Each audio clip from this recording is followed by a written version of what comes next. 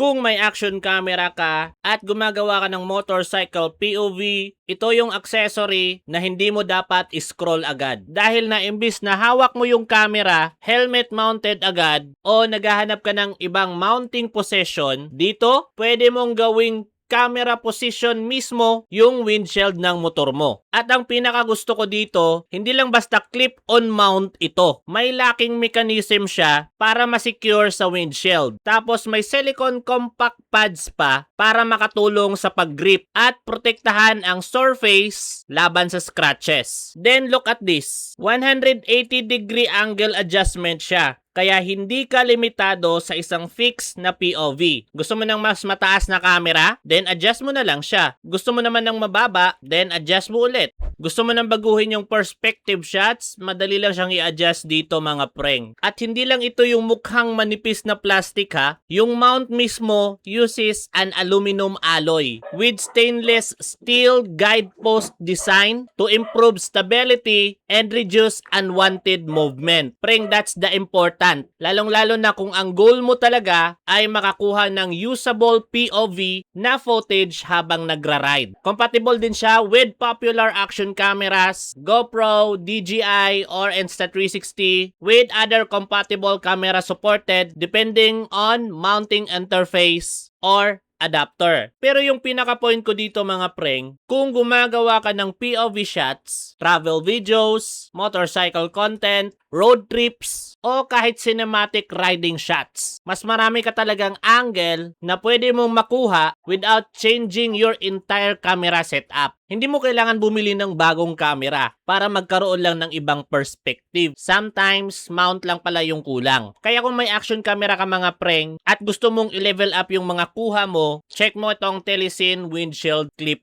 mount. Check mo muna yung current price kung pasok sa setup mo or baka may sale sila or may pa-voucher, pa-free shipping or discount. Mga preng, ito talaga yung accessory na talagang may purpose.